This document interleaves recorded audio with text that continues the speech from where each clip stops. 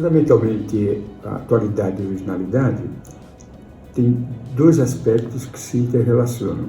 É a própria reflexão contida nas várias obras de Paulo Freire e também o momento histórico atual que vivemos, não só no Brasil, mas no mundo inteiro.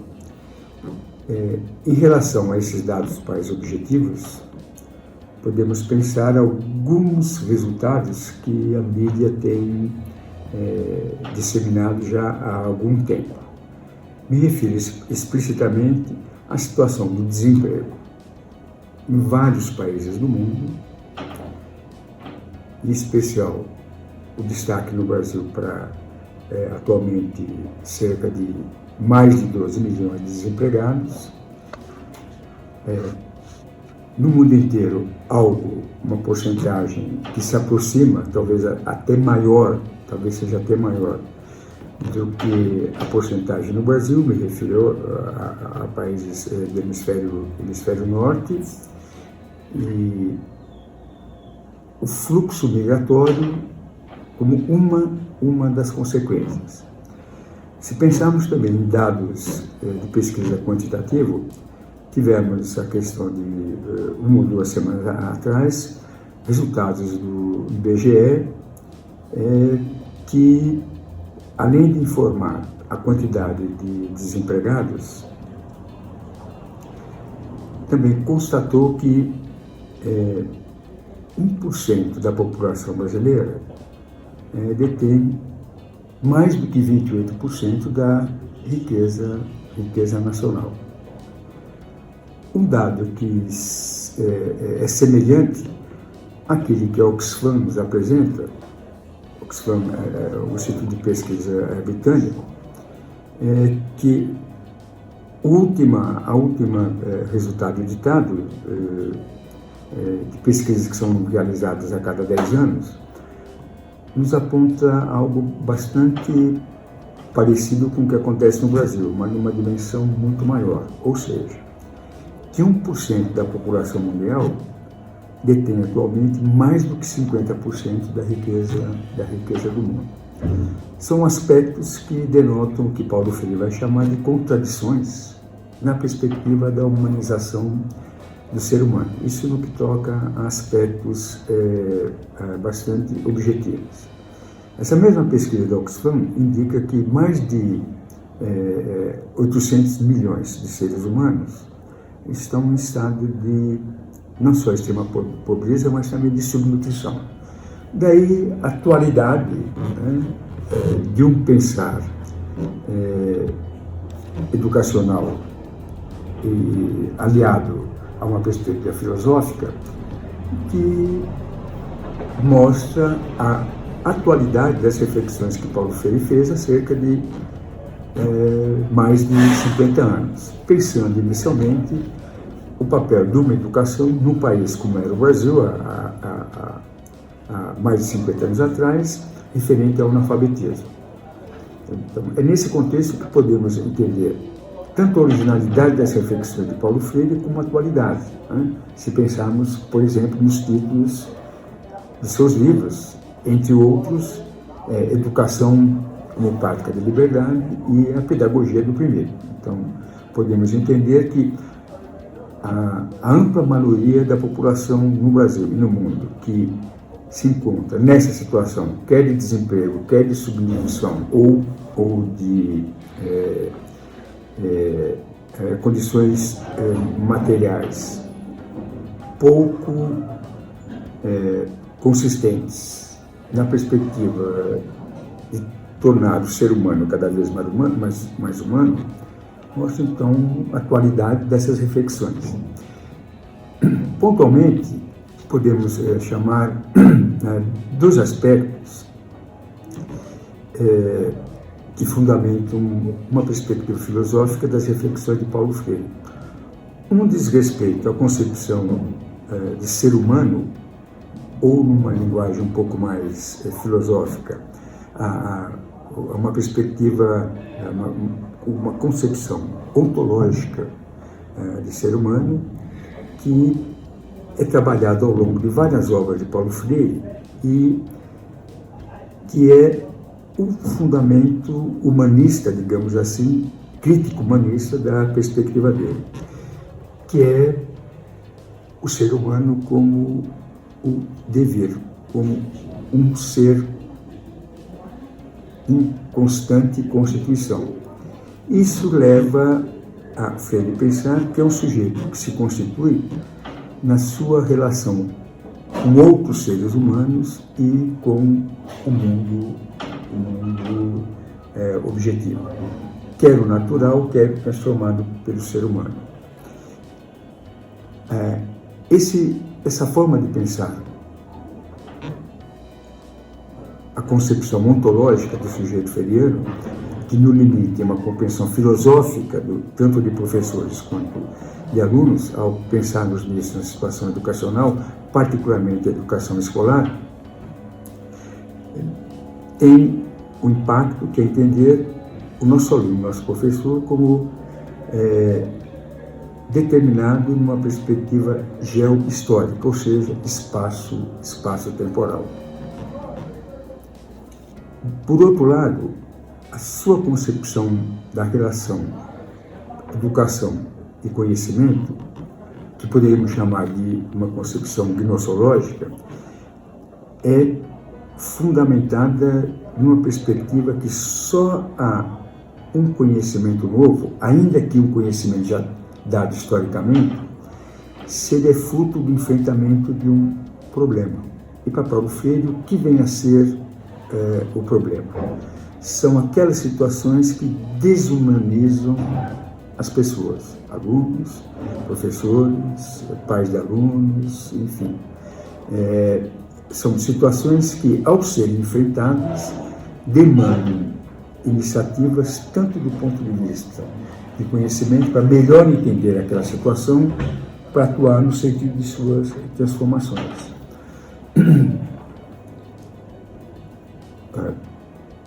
A transposição, podemos assim chamar, dessa compreensão de educação que originalmente está preocupado com a grande maioria da população analfabeta, ao se pensar, e portanto uma educação não escolar, inicialmente pensada por Paulo Freire, ao se pensar na sua transposição para a educação escolar,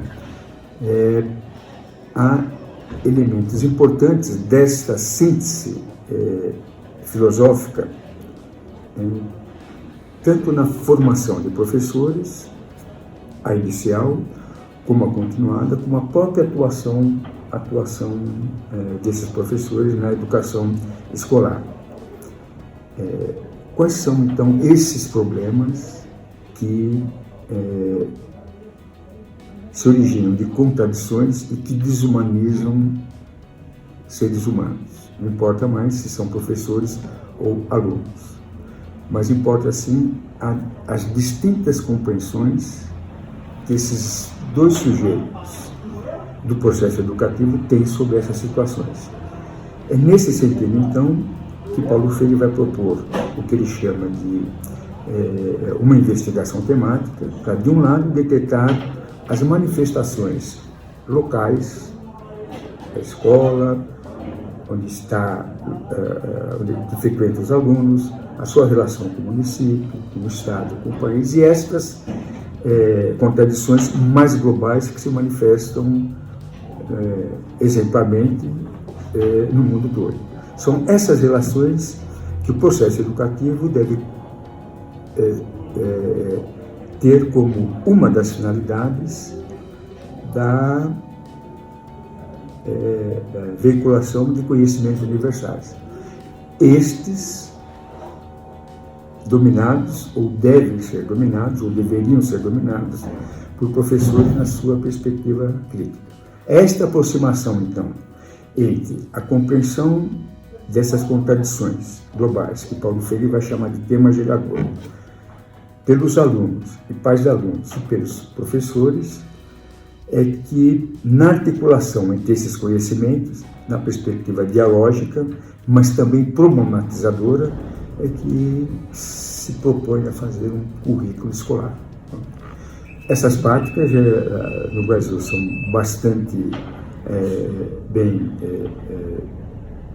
estabelecidas, através de propostas encampadas por secretarias de educação, algumas municipais, outras estaduais, e fruto também de pesquisas de grupos localizados em universidades, sobretudo públicas, que vêm adequando essa perspectiva crítico-transformadora ou ético-crítica na formação de professores, quer inicial, quer continuada, na implementação de currículos escolares que sejam articulados com a forte presença dessas contradições e a compreensão delas durante o processo educativo. Então, basicamente, é a síntese do que eu abordei na fala de ontem. Referências fundamentais para essa compreensão podem ser encontradas tanto no capítulo 2 e 3 do livro Extensão ou Comunicação, onde ele aprofunda essa compreensão ontológica de sujeito e gnoseológica na sua relação com a educação escolar, e no capítulo 3 do Pedagogia do Oprimido, onde ele procura fundamentar a relação entre o conhecimento dos alunos, o conhecimento dos professores através das suas formações específicas em áreas do conhecimento, na produção de um currículo que possa contribuir para a compreensão dessas contradições. Né? Enfim.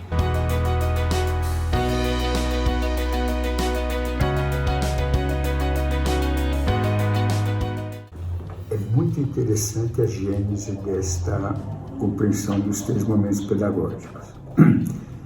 Do ponto de vista teórico, ela tem a fundamentação da própria proposta do Paulo Freire com a dimensão de dialogicidade e problematização. Né?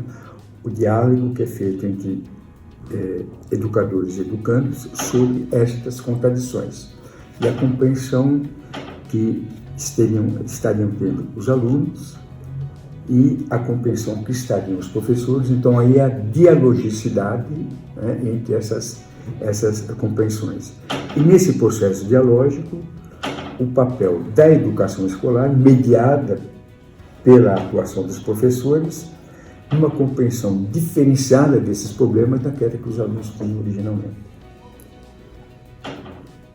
A implementação em práticas educativas dessa dinâmica, ela surge num momento muito especial da vida deste grupo que concebeu os 3 momentos pedagógicos.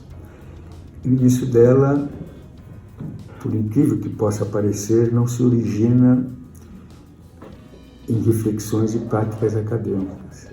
Ela se origina numa aldeia no interior da África. No projeto educacional, no final dos anos 70 e início dos anos 80, o Instituto de Pesquisa e Desenvolvimento francês atuou num projeto coordenado pelo Fundo Europeu de Desenvolvimento, numa escola, num país recém-independente do colonialismo português, que era Guiné-Bissau. Nadir, minha esposa, e eu tivemos a chance de atuar nessa instituição na implementação dessas práticas educativas. Eu vim a conhecer o que originou os 3 momentos pedagógicos nessas práticas educativas efetivadas por professores africanos na sua formação com esses educadores pertencentes a esse instituto francês, que tinha o seguinte nome: era uma escola de formação de professores de ensino fundamental, o equivalente às nossas 5ª e 6ª séries, professores leigos que precisavam ser formados em caráter de emergência, porque o país estava enfrentando o desafio de oferecer uma educação de 6 anos. O colonialismo português chegou na África, particularmente na Guiné-Bissau, antes de ter chegado no Brasil, antes de 1500. E de lá saiu só em 1974 com a Revolução dos Cravos. Muito embora a Guiné-Bissau já tivesse boa parte do país independente devido à luta de libertação, efetivamente a independência política vem com a Revolução dos Cravos, quando as ex-colônias portuguesas, pós-regime salazarista, se tornaram politicamente independentes. E havia necessidade de uma reconstrução nacional, é do termo que surgiava no período pós-74 do país. E, dentre ele, a intensa trabalho de formação de professores para atuarem no ensino fundamental, que pela Constituição do país recém-libertado do colonialismo, a educação obrigatória de 6 anos.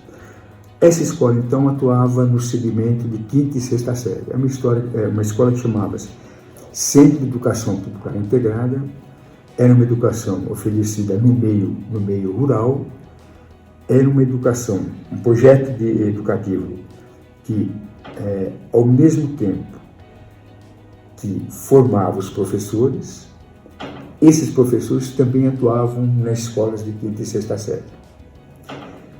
Era uma escola de tempo integral e os professores atuavam de 4 dias da semana, de segunda a quinta-feira, em tempo integral, junto com seus alunos, trabalhando 4 temas. Quais eram esses temas? Agricultura, país fundamental agrícola, artesanato e técnica, a comunidade e sua cultura e saúde. E nesses 4 temas, eram abordadas disciplinas tradicionais.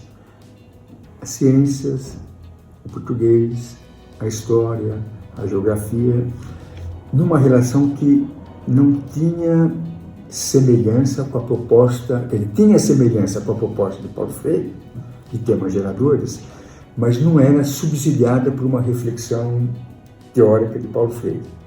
Nesse período, o grupo no qual eu participava do Estudo de Física da USP estava aprofundando as leituras de Paulo Freire e a intenção era uma adequação, uma transposição da perspectiva freiriana para, no início, educação em ciências, particularmente no ensino médio físico. Então, essa oportunidade de ter trabalhado no Instituto de Pesquisa francês, chama-se IFET, deu a oportunidade de pensar formas de práticas educativas que pudesse também ser subsidiada por uma reflexão freiriana a partir de temas geradores. Então, a origem dos 3 momentos pedagógicos, ela tem esse início. Bom, a prática que fomos desenvolvidas na Guiné-Bissau, com os 3 momentos pedagógicos, já ampliando essa formação de professores, não só para a região rural, mas para todas as escolas do país, foi um segundo projeto. Esse foi coordenado por mim e pelo José Zangotti durante mais 3 anos. Aí, então, que foram sistematizados os 3 momentos pedagógicos adequados desta prática educativa. Como é que ela se chamava inicialmente no Centro de Educação Popular Integrada? Estudo da realidade, estudo científico e trabalhos práticos. Nessa adequação que nós fizemos, inicialmente também chamamos de estudo da realidade. Só que ao invés de chamar de estudo científico, inicialmente foi assim, pela conotação que se tinha com o estudo científico, muito atrelada a esquemas, a concepções, digamos, positivistas, nós, com o tempo, alteramos e passamos a chamar organização do conhecimento, aquele que era discutido no primeiro momento, que era o estudo da realidade. Posteriormente, também transformamos e chamamos de problematização inicial. E o último momento, que na escola CEPI era chamado trabalhos práticos, de fato eram trabalhos práticos, em relação a implementações de técnicas agrícolas, técnicas não agrícolas, por exemplo, uso de balança, que tradicionalmente não era utilizada pela sociedade africana, pelo menos localizada na Guiné-Bissau, nós alteramos para aplicação do conhecimento. Não havia só um trabalho prático, havia um trabalho não necessariamente de ordem prática, de intervenção direta na realidade, mas era fruto de uma articulação entre o que se discutiu no primeiro momento e o que se discutiu no segundo momento, e a articulação numa perspectiva transformadora. Isso foi feito durante os 3 anos na Guiné-Bissau. O retorno no Brasil, tanto do José André como o meu, possibilitou um distanciamento teórico, digamos assim, dessa prática, e foi fruto das nossas dissertações e teses, um aprofundamento teórico, né? Aliado a uma prática educativa já no Brasil, num projeto no Rio Grande do Norte, coordenado por Marta Pernambuco, que teve um papel fundamental também na implementação e no aprofundamento teórico dos 3 momentos pedagógicos. O que é importante destacar, que a origem deles tem como fundamento a identificação das contradições, manifestações locais das contradições. Daí o item, a transformação de problematizar aquilo que acabou alterando e ficando o primeiro momento pedagógico, ao invés de estudar a realidade, uma atração inicial. É este aspecto que desponta toda a atuação docente, quer na elaboração do programa ou do currículo da escola, quando outras disciplinas estiverem envolvidas, quanto à identificação dos problemas. No capítulo 3 de Pedagogia do Oprimido, Paulo Freire vai chamar isso de um levantamento preliminar e um tratamento por uma equipe interdisciplinar, portanto, de professores de várias disciplinas, para identificar quais são esses problemas e como cada área pode dar a sua contribuição específica em termos das suas teorias, seus modelos, seus conceitos, para entender aqueles problemas. É neste momento que é identificado quais são os conceitos de cada área, no nosso caso, os conceitos física, química, biologia, matemática e outros, que podem ser inseridos no segundo momento pedagógico, né? Já estruturado o programa ou a programação, ou no sentido mais amplo, o currículo todo da escola e os elementos de cada uma das disciplinas que podem constituir o currículo. Então, o segundo momento é uma consequência do primeiro. E o terceiro é uma síntese dos 2 primeiros momentos. Houve muita adaptação desses 3 momentos ao longo da sua história aqui no Brasil. Um que pode ser destacado, uma alteração que pode ser destacada, é aquela que se originou quando Angotti e eu participamos de um projeto amplo, coordenado pela PUC de São Paulo, em convênio com o MEC, que foi na elaboração dos livros Magistério, onde foi lançado o livro de Física e o livro Metodologia do Ensino, onde é apresentada pela primeira vez, num texto que podemos chamar didático, os 3 momentos pedagógicos. De lá para cá, então, o uso relativamente crescente dos 3 momentos e a criatividade dos nossos professores transformou essa ideia inicial, dos 3 momentos, onde é o segundo que está atrelado ao primeiro.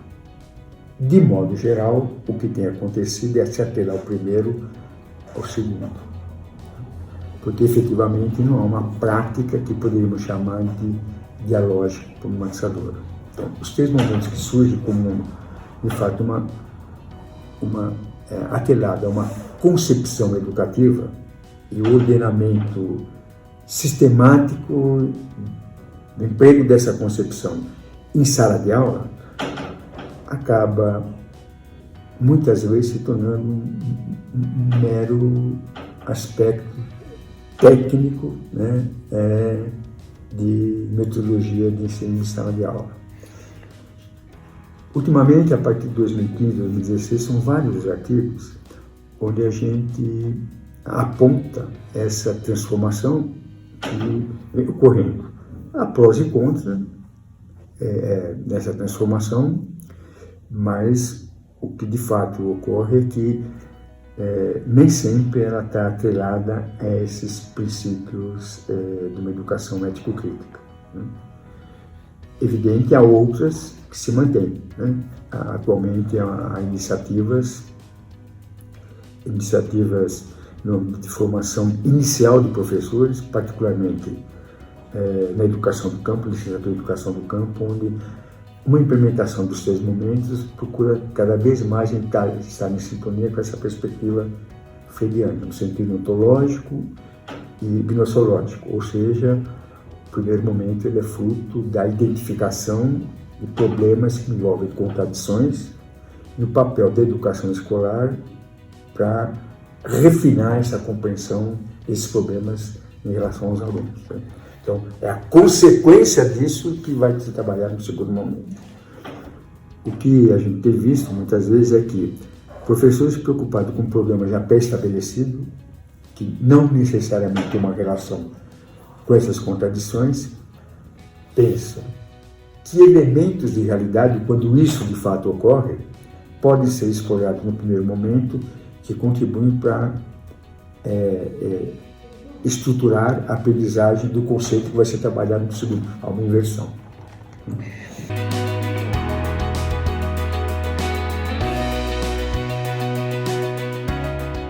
A reflexão teórica ela pode ser consultada em várias publicações, desde artigos, né, até as teses nossas, originalmente produzidas por um grupo, Marca Pernambuco, Angote, eu, e em particular um pesquisador que atualmente está na Universidade Federal de São Carlos, campo de Sorocaba, que é o Antônio Fernando Gouveia da Silva.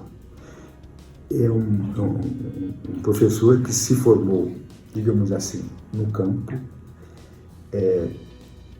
Ele era um professor de ciências e de biologia, da educação, do ensino fundamental e do ensino médio, e na época que Paulo Freire foi secretário da Educação do município de São Paulo, o Gouveia, popular Gouveia, foi um dos professores da Secretaria de Educação que se destacou na sua atuação, né, na implementação desta prática freiriana.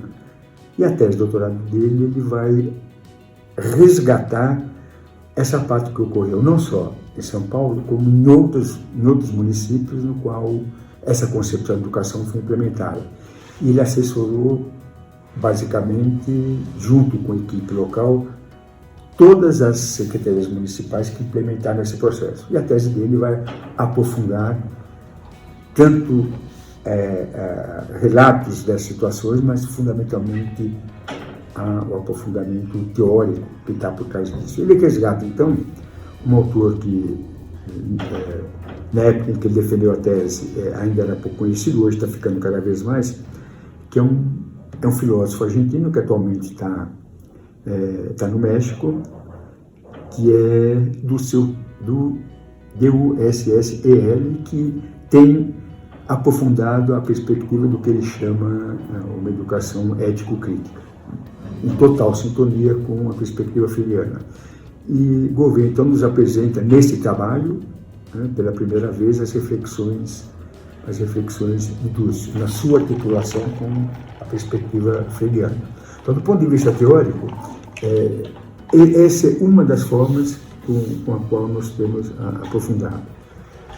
Do ponto de vista de uma análise mais crítica do que tem sido utilizado os 3 momentos pedagógicos, as várias iniciativas, tanto em termos de práticas educacionais, como reflexão dessas práticas, tanto em dissertação como em teses, eu diria que 2 trabalhos recentes do ano de 2016,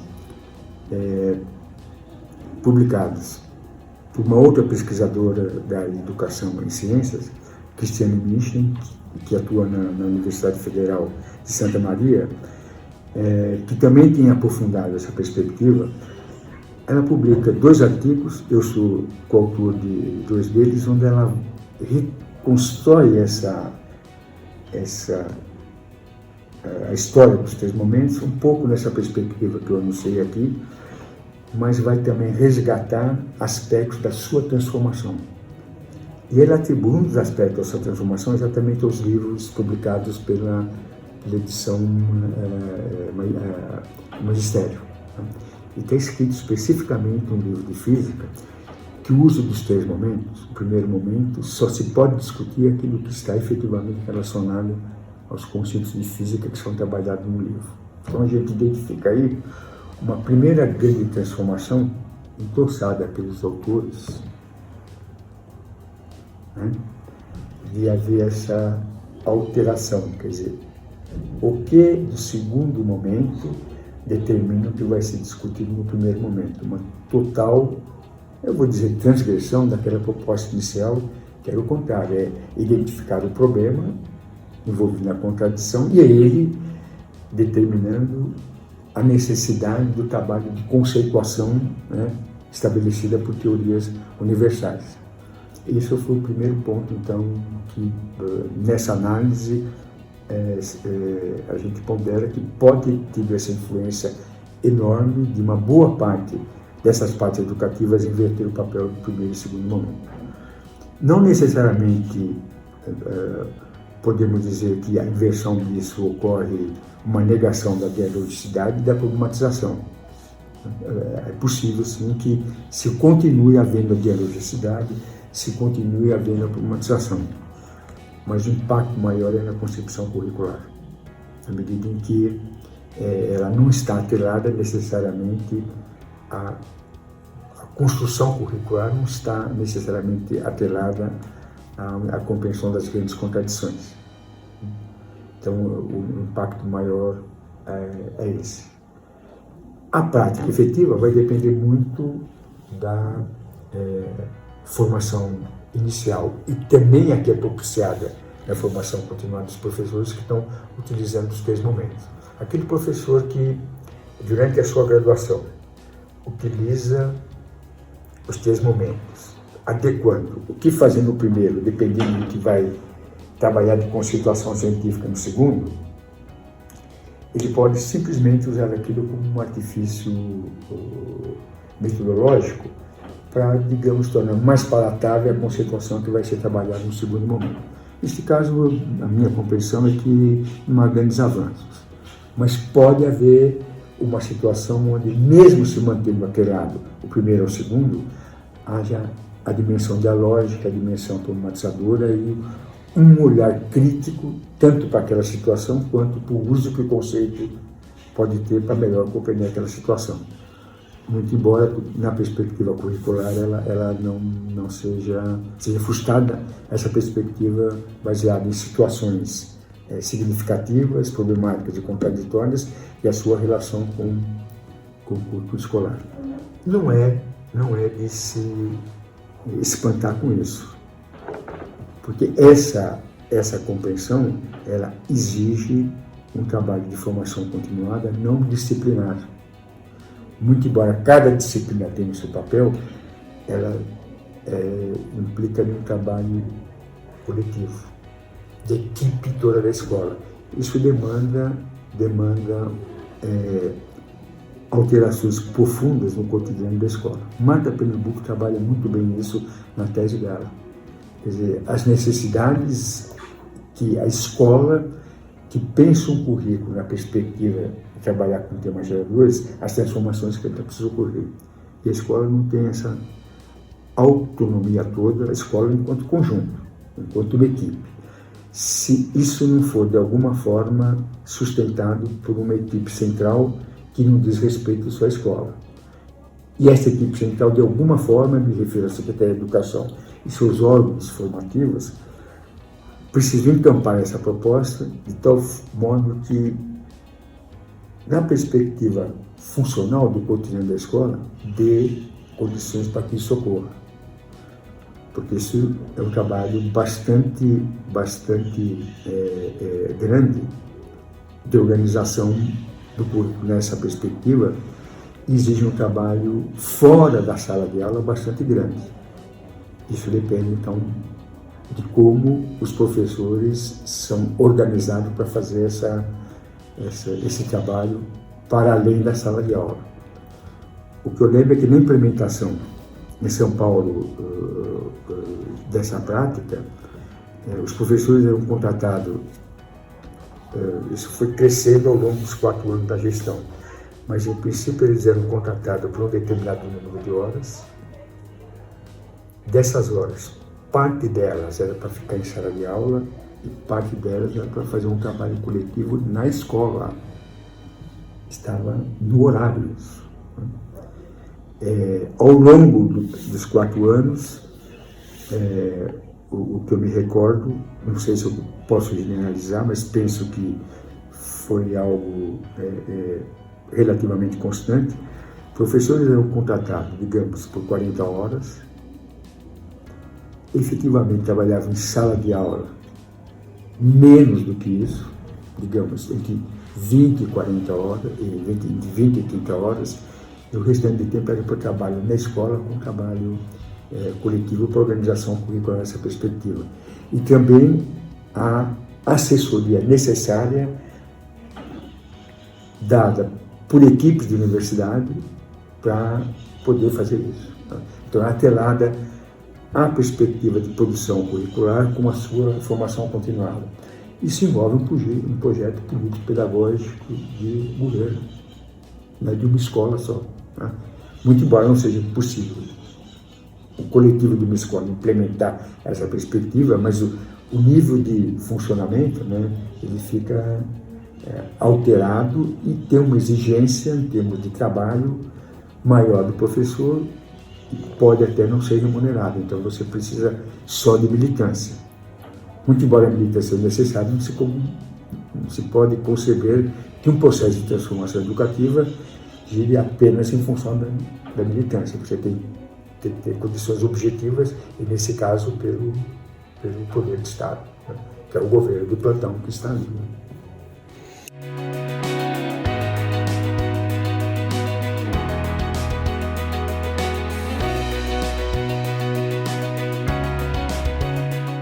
Esse foco que você levanta, ele é importante para a gente entender o momento atual. Há vários aspectos que poderiam ser mencionados. Eu não vou esgotá-los, mas o primeiro é que eu penso que é muito difícil o poder do Estado, se não utilizar força tipo humano-militar, impedir que isso ocorra. Então, o elemento de resistência da universidade não só em manter isso, mas não dá para se jogar fora, né, este período todo de produção intelectual, acadêmica e de práticas efetivas levadas para a sala de aula. Então, esses são 2 elementos, quer dizer, o papel da resistência, o papel que isso aqui não vai simplesmente ser abandonado, a menos que se faça como na ditadura militar, né? Haja uma censura do ponto de vista de até se eliminar pessoas dos porões da ditadura, como ocorreu. Eu não penso que nós estamos na iminência de que isso aconteça. O embate, então, fica um embate de cunho ideológico. Parece que é ideológico só essa compreensão que existe quanto à resistência ao que está aí. Quanto à resistência ante o que está aí, parece que é neutro, né? Então, o discurso dessa compreensão para as pessoas que não têm a suficiente clareza que se trata, assim, de 2 projetos políticos, econômicos distintos. Então, o que eu penso de um lado, é que a resistência ela existe, ela está aí, vide esse congresso, por exemplo, né? Então, esse é o papel da universidade quando aspectos relativos ao processo de humanização, eles são, digamos, minimizados, né? Então, esse é o papel que eu vejo da universidade. Outro aspecto é que isso, paradoxalmente, não diria previsto, mas está contemplado na reflexão de Paulo Freire, quando ele concebe o sujeito do conhecimento como um sujeito em concurso e que vai se constituindo na sua relação com outros e com o mundo natural e transformado, né? Essa inconclusão, ela tem a ver com isso, como é que ele vai cada vez mais se tornando humano ao enfrentar esse tipo de problema. Então, paradoxalmente, eu penso que este é o momento que ocorre no Brasil, mas como eu disse inicialmente, em várias partes do mundo, onde parece que surge mais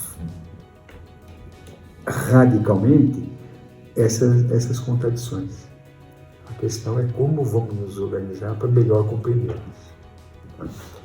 Aí eu penso sim que pode haver algum retrocesso, sobretudo do ponto de vista de apoio material e apoio logístico.